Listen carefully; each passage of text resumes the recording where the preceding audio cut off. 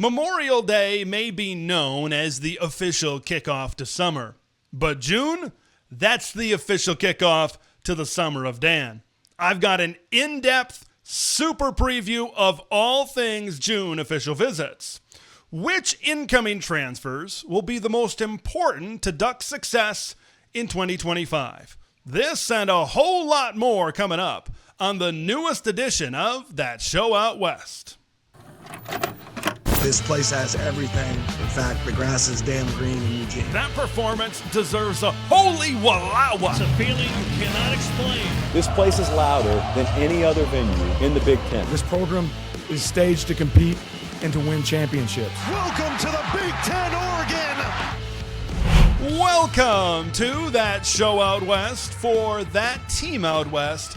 I'm Ted LaRue. Look, I know we got a long way to go, trust me, until this season kicks off with the Montana State Bobcats coming into town. A little bit more than 3 months until that happens, folks, but we're starting to get a few signs that college football season is creeping ever closer.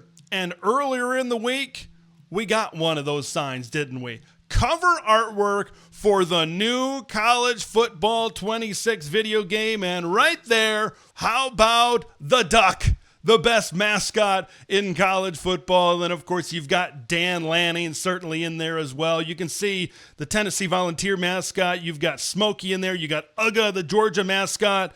And then I think the Clemson Tiger mascot was in there as well. So 4 mascots on the cover. And then, of course, as I mentioned, head coach Dan Lanning in there. It has been reported that this season there are going to be real head coaches in the College Football 26 video game. I'm very intrigued to see where the ratings for our guy, Mr. Lanning, are going to be. Maybe aggressiveness is going to be a pretty high ranking. We've seen that he's been aggressive with some fourth down play calls, certainly over the years. You got to think recruiting is going to be as high of a rating as any coach out there in college football. So it's going to be great to see Coach Dan Lanning in the College Football 26 video game. And I kind of was thinking a little bit more.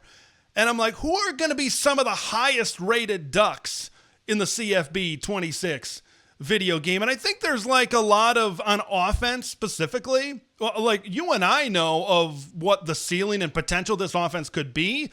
But I think when it comes to ratings, I think the highest rated players might be on the defensive side of the football.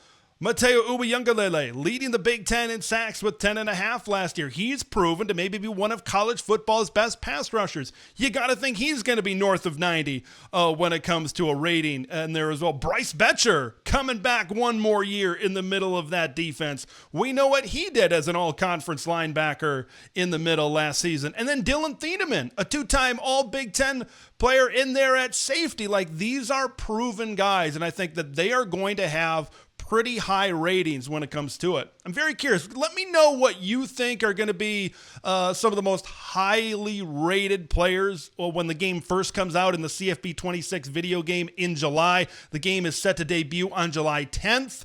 I think the way that I look at it is the ratings when the game comes out, and then when we get to that mid-season roster update for the Ducks, I think it's going to be a little bit different. Like Dante Moore, 85, 86, 87, I think is where he definitely could start, but I think he could certainly work his way north of 90 when we get to October and maybe get to November with some of those roster updates as well.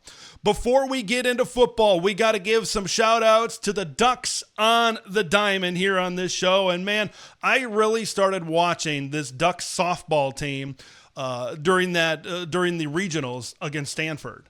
I've been hearing all about it. They won the Big Ten championship throughout the regular season. I've been hearing a lot of tweets about it, and I'm like, let me give this team a watch. And that is when you saw the walk-off home run. That was the first game that I really watched during the season. I stayed up for that one at the strike of midnight here in the Central Time Zone, and it has been fantastic to be able to really watch this team as they've certainly progressed. In the Super Regionals, best of 3 against Liberty, you didn't need 3. A combined score of 16-3 throughout those two games. Man, I feel bad for Flames Athletics because when they meet up with the Oregon Ducks, it does not go well. Look what happened in the Fiesta Bowl a couple of years back. Look what happened in the first round of the NCAA men's basketball tournament.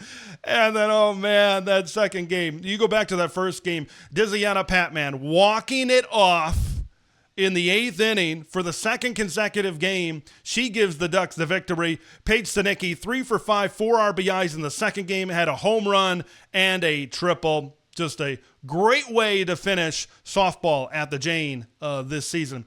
Oregon will face UCLA in the first game of the College World Series. That's going to be Thursday night, 6:30 p.m. Pacific time on ESPN2. How about the Ducks taking 2 of 3 against the Bruins earlier this season, April 18th through April 20th. And then baseball. Now, they did fall 4-2 to Nebraska Saturday in the Big Ten tournament, not advancing out of pool play, but they draw the number 12 overall seed and a home regional. Their first game going to be Friday, 6 p.m. Pacific time against Utah Valley on ESPN+. For those of you on YouTube, you see it on the graphic. Aforementioned Utah Valley, Cal Poly, and the Big 12 champion Arizona Wildcats, a familiar foe in there as well. Duck baseball hosting their 4th regional in 14 years. Here's to hoping another regional championship on the diamond for the Oregon Ducks, and maybe this baseball team can make a deep run in this NCAA tournament. You know, there's been a lot said about Oregon Ducks recruiting this spring, hasn't there? You know, some folks out there are saying, well, all those teams on the West Coast, they're starting to catch up maybe a little bit now. Oh, Phil Knight, he's running out of money. Oregon's maybe trending down a little bit from where they have been over these last couple of years. Oh, maybe that Rose Bowl loss has a more negative impact on the recruiting trail than we originally thought it would. Look, there's a lot of information being spewed out there, and we know why.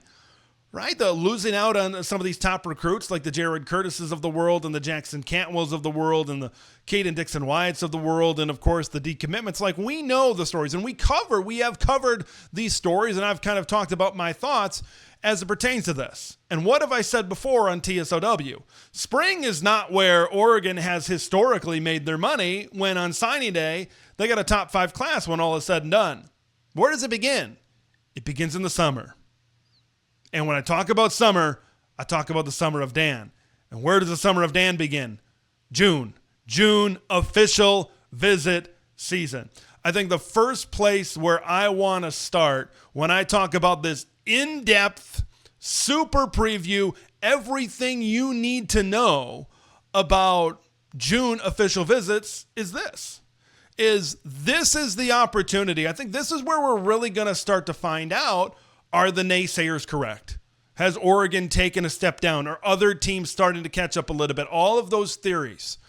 Is that going to be correct? Is Oregon going to end up on the short end of the stick with a lot of these guys that come in and visit during Eugene? Or is this just going to be business as usual? Are they going to follow that same Oregon trail, that path to Oregon City, that path to a top 5 class? Are the players that come onto campus, and I was recently listening to the Aughts and Audibles podcast of Duck Territory, the 24/7 sports site, and they were saying, like, this is as much talent that has come through Eugene during this June period as maybe they've seen in quite some time. So Oregon is going to have their opportunity, certainly, to prove the naysayers wrong. They don't care about the naysayers. Hey, FIBU, ever heard about that? But this is their opportunity to certainly get back on the right track, and that track towards another top 5 class in Eugene, Oregon. Now, one thing that I want to start with, now that's kind of an overarching topic and point, and something to keep an eye on as we look forward to the month of June. Now, as we look into some specific positions and some specific weekends, I want to start at the edge position, because we could really see some musical chairs, couldn't we here? Now, and you got to start with yesterday's news, that being that Richard Wesley is no longer committed to Oregon. Okay, now Dan Lanning jumping into the pool a couple of weeks later. Wesley's no longer committed. Okay, maybe that doesn't look the best. Dare I say, maybe it looks a little bit cringy right now. But if you were following the news, even a day after Richard Wesley committed, this should be not very surprising to you, because Richard Wesley's dad said, yeah, maybe that was a little bit of a quick decision from a 16-year-old there on campus. And we're going to end up taking all of our official visits, and we still got a lot of things to certainly figure out. This June 6th visit for Richard Wesley is going to be very interesting, and I think it's really got the potential to really kind of set the stage for where Oregon and this staff really go as far as recruiting the edge room right now. Richard Wesley is also slated to visit Texas on June 20th, Ohio State on June 30th. It's TBD when he is going to visit Texas A&M right now, but that's going to be a little bit of a it might be a little bit awkward at first when Richard Wesley and his family certainly come onto campus. And the reason I think why this is going to really set the stage for how Oregon is going to approach this position in the future, because exactly 1 week later, you've got Anthony Jones, Tank Jones, coming onto campus. He's a 5-star edge rusher from Mobile, Alabama. Oregon is one of his official visits. It's a second to last visit. There's a lot of schools down in the Southeast.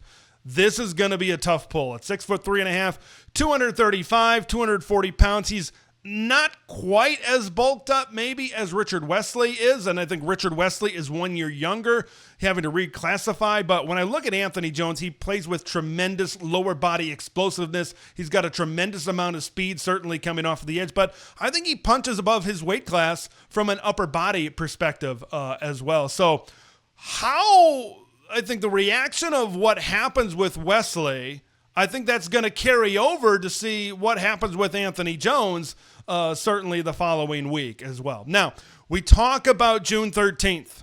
Let's go a little bit more in depth on June 13th, because this is an opportunity for Oregon to really seal the deal on a lot of recruitments. Let's talk first about Messiah Hampton, wide receiver out of Rochester, New York. I laugh because Messiah Hampton, as I said, this is June 13th. He's going to be visiting during that weekend. You know what his commitment date is? June 13th.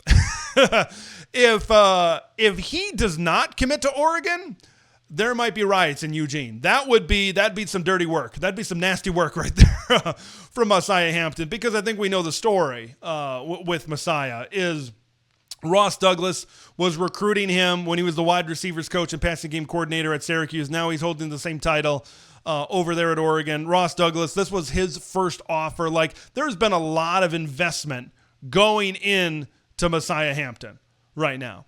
And if that investment doesn't work, and the guy that Ross Douglas really went after right away, and that they've still put in a lot of effort, 4-star guy, he was a high riser in some of these latest on 300 rankings. Like, if it doesn't work out, I know there's some other pretty high-level programs on that list. Like, that's going to be a gut punch. That's not going to feel good, especially when he's visiting on campus in Eugene. But at this point, I would be very surprised if he doesn't commit to Oregon right now. And we'll talk about maybe the following weekend, how a commitment of Messiah Hampton could affect wide receiver recruiting, certainly going down the road as well. Another guy that you got to talk about is Ryder Lyons, the quarterback. Like, ever since that Jared Curtis did not choose Oregon, but instead he chose to recommit to Georgia, everybody was kind of looking to this date.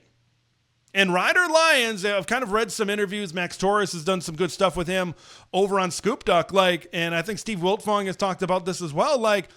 This seems to be something a little bit sooner rather than later.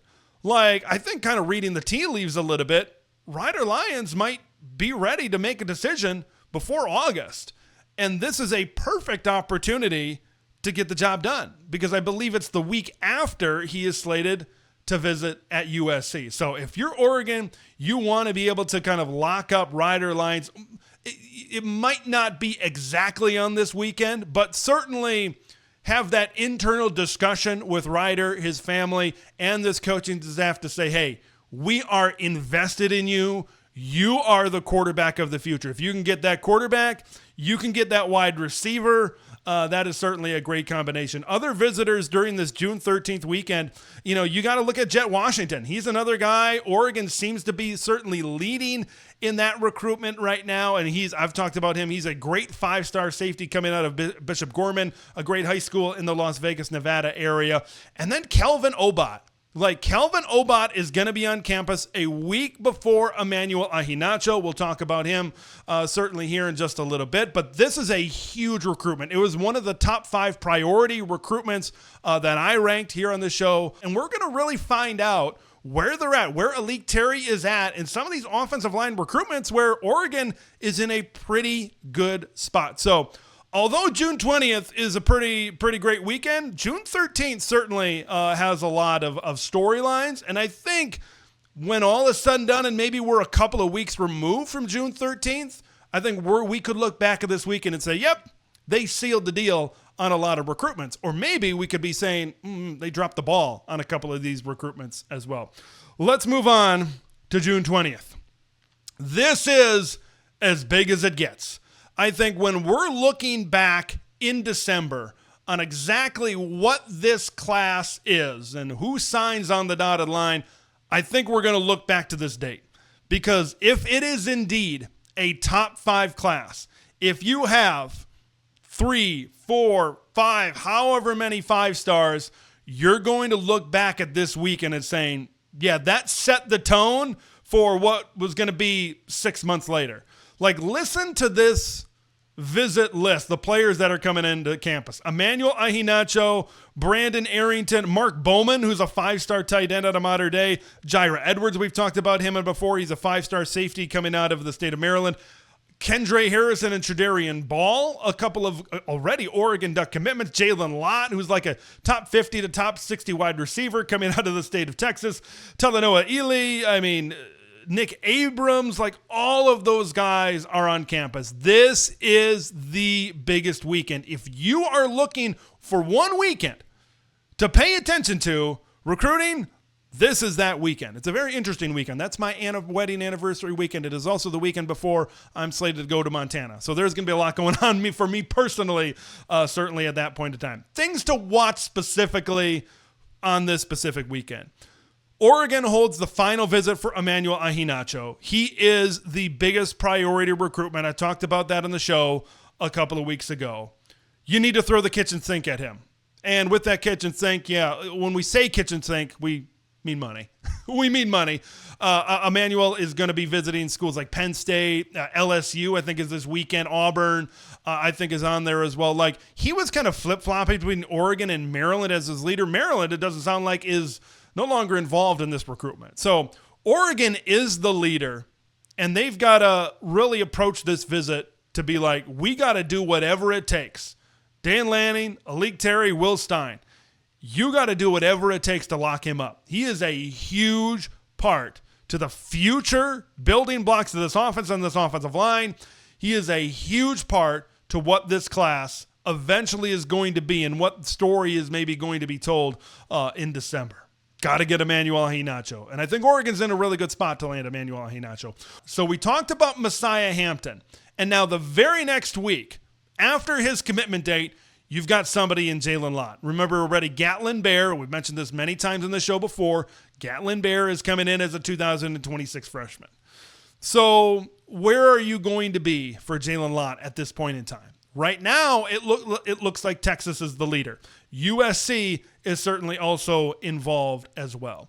This is a visit specifically for Jalen where you got to really, if you really want Jalen Lott, and if you really want to bolster your wide receiver class, and if that for this Oregon staff, if that is a priority recruitment, this is a visit where they need to nail it. Because if they don't nail it with Jalen Lott on this specific weekend, I'm not sure if he's going to come to Oregon.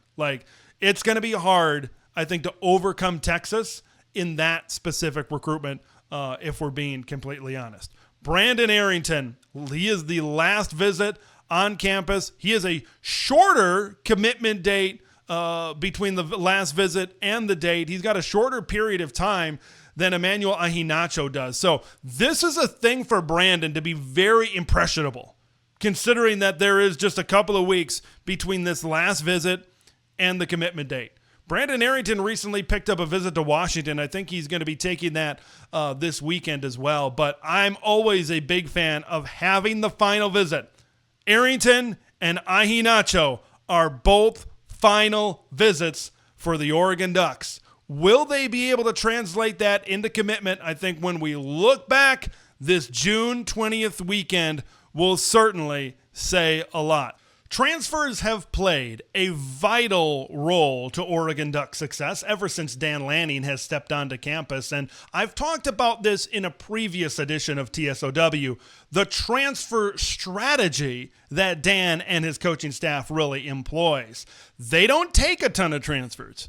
They haven't taken a ton of transfers really in any of the classes that they've brought in, but they bring in guys that can make a significant impact, that can come onto this team, fill a roster spot, and potentially be all conference or maybe even all American type of players. And like this transfer class for the 2025 version of the green and yellow has me very excited. And I was kind of like going through topics and ideas that I wanted to talk about in this show. And I'm like, I haven't really talked about my most important transfers, my top 5 transfers, or anything like that. So I thought, what a perfect opportunity to do so. Now, before I get to my top 5 of the most important transfers for this Duck team this year, we got to talk about some honorable mentions. I want to talk about guys at 2 positions where there's a lot of youth and there's a lot of depth. That's wide receiver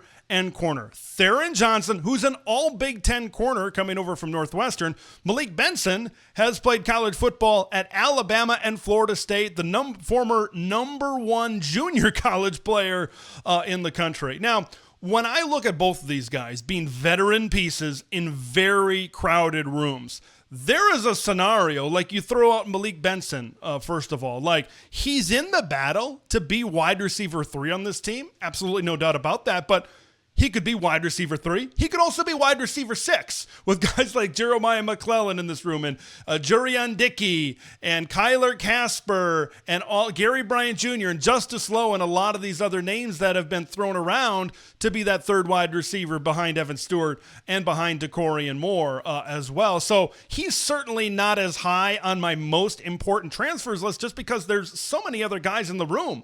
You look at Theron Johnson on my projected depth chart. I had Theron Johnson as a potential starter with Jaleel Florence at that other corner opposite of Ifeanyi Obadegwu, but there's a world where we live in where he's clearly a second team performer. There could be, who knows? A lot of things can certainly change, and we know the ebbs and flows certainly of talent development. Like, there's a world where Theron could maybe even be a third team guy or maybe work into that nickel slot. Like, there's certainly a lot of moving pieces for some of the corners on this Oregon team this year. And I think because of the depth in that room, I maybe don't have Theron Johnson on my top 5. I think Theron might be one of the best man-to-man cover guys on this team. Do I think he's going to be a third-team guy? No, but there is a possibility with all of the competition certainly in that room right now.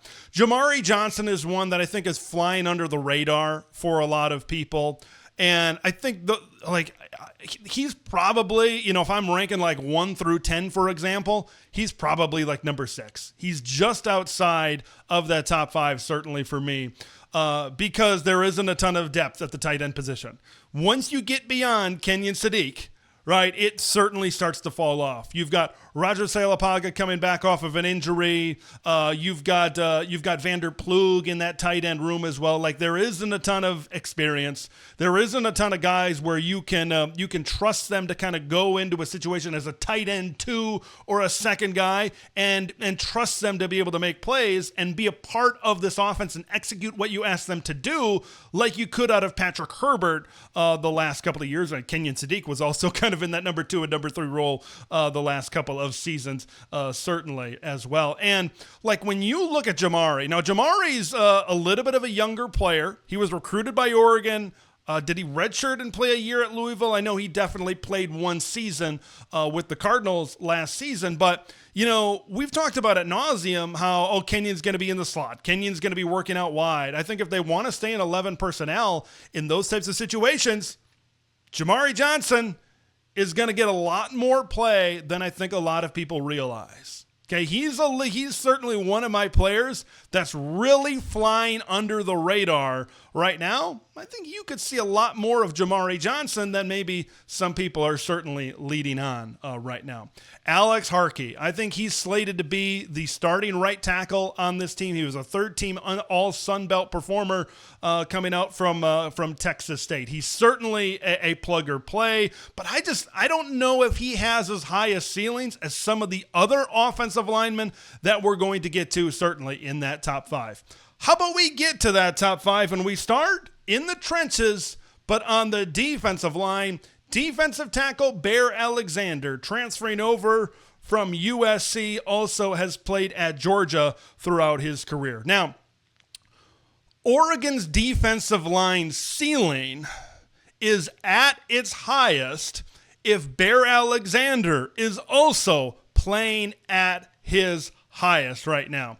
I talked about it in the last show, how confident, a hill I was willing to die on, is that this is going to be one of the best defensive lines in the Big Ten and maybe one of the best defensive lines in college football. I think a big reason for that, for my confidence, is I believe in Tosh Lupoi.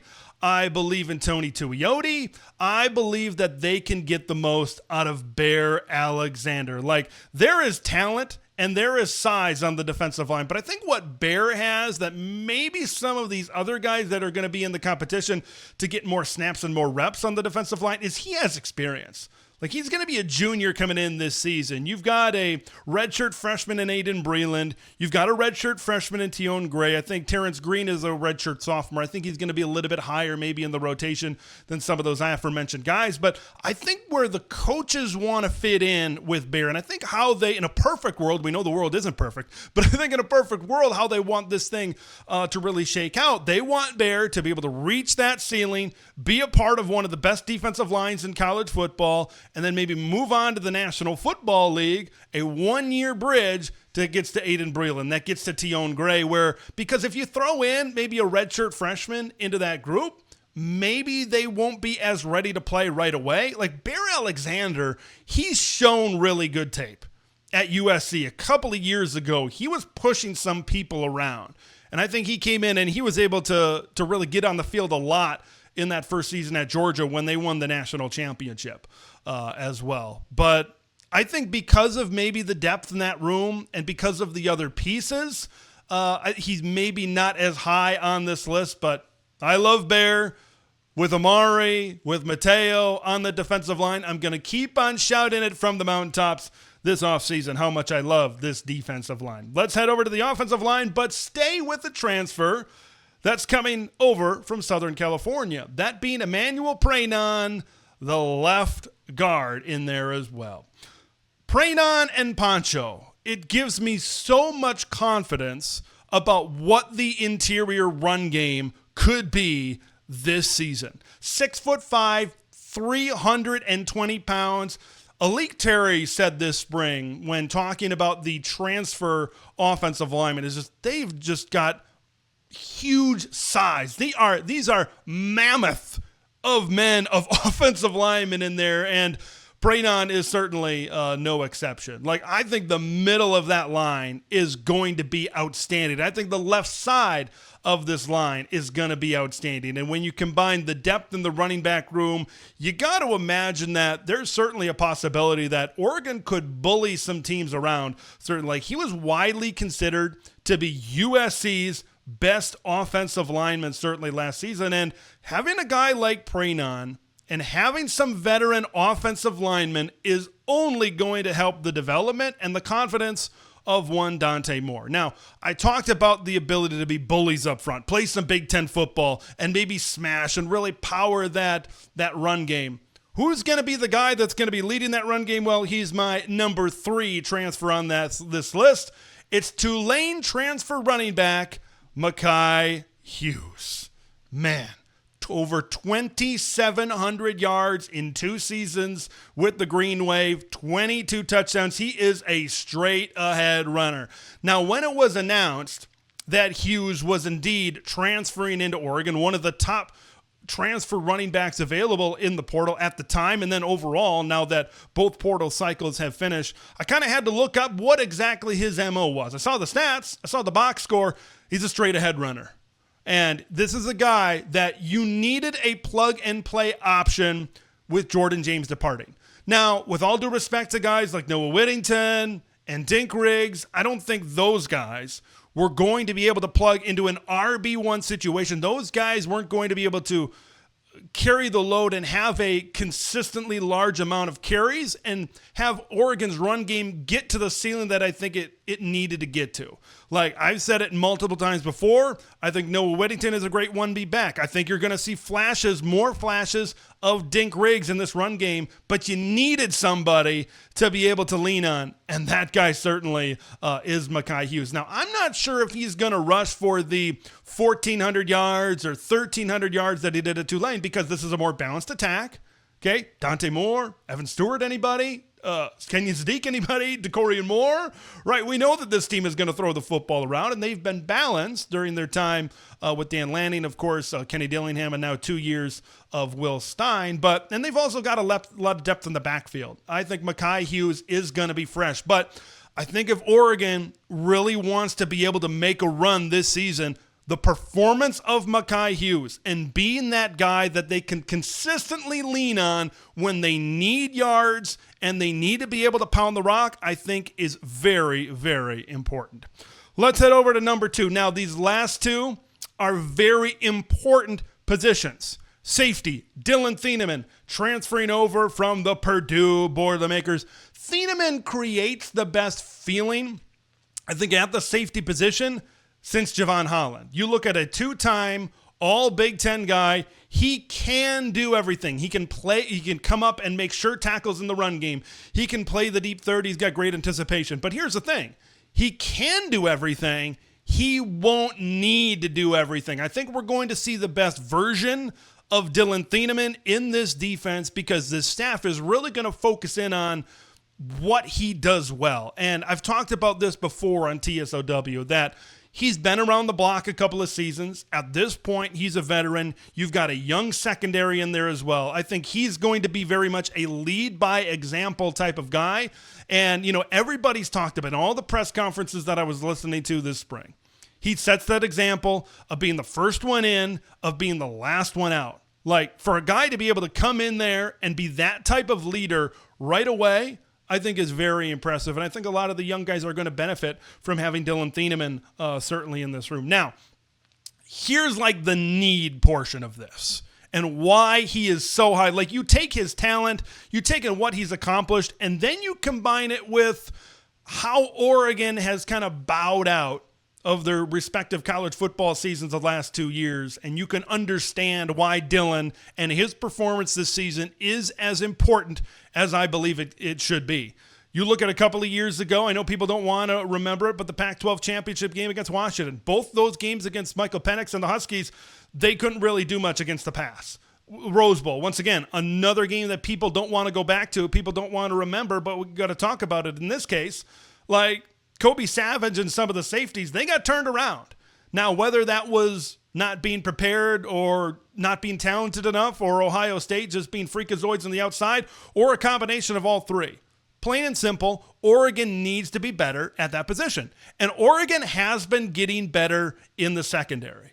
But Thieneman has taken this thing, I think, to another level. We talk about steps on the ladder. We've talked about that with multiple instances when discussing this team. I think where Thieneman is, I think he's multiple steps up on the ladder compared to where Oregon has been at that safety position. They need him to be a reliable presence. They need him to be a veteran presence. When you get to some of these games in the postseason, you can't get torn apart. You need somebody back there that won't get beat over the top. I believe that's Dylan Thieneman. He's extremely important to the success of this Duck team and this Duck defense. Which leads me to the number one most important transfer, and it might be the most important position on the football field. That is left tackle. That is Isaiah World. Man, there are people out there that are saying Isaiah could be a top 10 pick. Isaiah could be a top 15 pick. How about 6'8", 312 pounds? He's got the long arms. He's got the long punch. He's got everything that an NFL general manager could want from a top pass protector. If it is the case that he is indeed a top 10, top 15, let's just say a first-round pick. If that is indeed the case, this is yet again another Joe Moore Award finalist. I mentioned it before. I'm going to mention it again.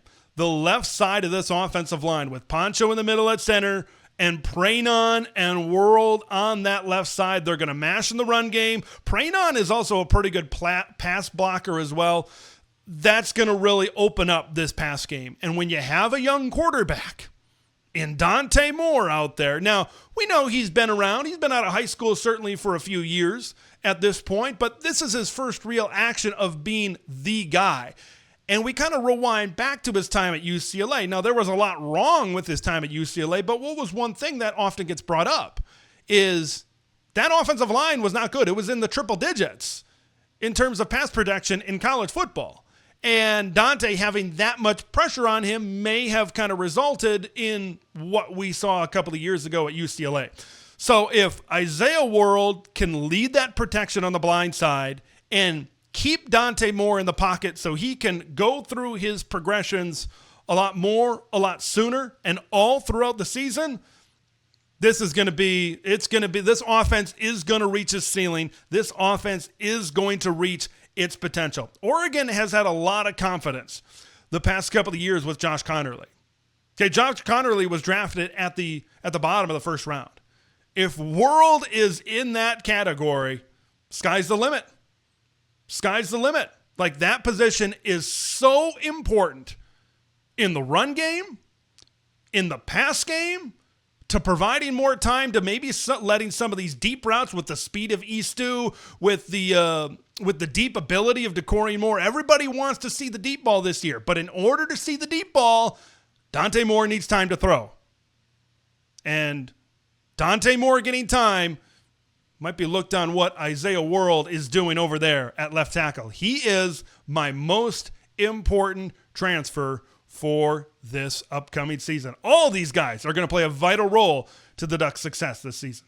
There's been a lot of chatter across college football recently about rivalries. It is your final scheduled meeting as of right now for the USC Trojans and Notre Dame Fighting Irish. And there's a rivalry a little bit closer to home that is also entering its scheduled final year, that being the beloved Civil War between the Oregon Ducks and the Oregon State Beavers. Now, I'm going to bring in a special guest right now, former Duck himself, George Wrighster, host of the Unafraid Show and former Duck tight end. And George, here's kind of where I want to go with this to really start off. You on your show, you've been talking a lot, and a lot of people have been talking about this USC Notre Dame, why exactly it's happening, why it might not kind of go on in the future. And then now the Ducks and the Beavers. That is a game that has been going on forever. Of course, you played in that football game. My question to you to kind of kick this thing off here right now, should Oregon be open to adjusting their schedule? Should they be open to fighting for the Civil War games in a day and age where a lot of rivalries are starting to kind of go by the wayside? 100% yes. Yes. Because this is a game that matters to people within the state. Yep. It doesn't have the same national relevance as it did, but it matters to people that are local. And in college football, in a day and age that we have let the money drive so many important decisions, we've broken up conferences. We've done, the unthinkable geographically, having Stanford and Cal in the Atlantic Coast Conference, where every single team, except for now SMU, who they added, and the two California schools, their states literally touch the ocean. the Atlantic coast. So to have something completely opposite is gross. And it's important to keep some level of regionality and historic things in college football, because that's where the passion and the pageantry lies. I do think, though, that we need to, that yes, money does matter in life. Yep. It does. It matters where you live. It matters if you can pay your bills. It matters where you can send your kids to school. It matters where you can eat. It matters a lot of ways. But we can't sell your soul in the process and the pursuit of money. You sat down recently with Rob Mullins in your trip out to Eugene, some interviews that are on the Unafraid Show's YouTube channel. If you want to go and check those out, he talked about non-conference scheduling. Did not mention Oregon State. Mentioned a regional FCS team they want to play, or a regional G5 team they want to play, and a Power 4 team that they want to play. Where do you think that this administration stands? We talked about kind of where you sit and where I think I'm in the same boat as say, hey, we want to keep that Civil War game and that Oregon State team alive. But where do you think the administration really sits as pertains to the future of this game and really the future of non-conference scheduling? Oh, man, this is a case of,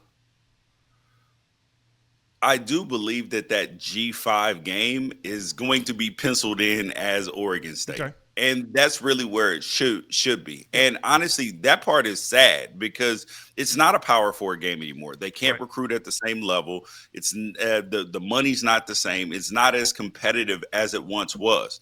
So it's almost like that the Oregon State game turns into a bye game now, which is, and for anybody who doesn't understand their schedule, any Power 4 game is going to be a normal just revenue, however they would normally do it.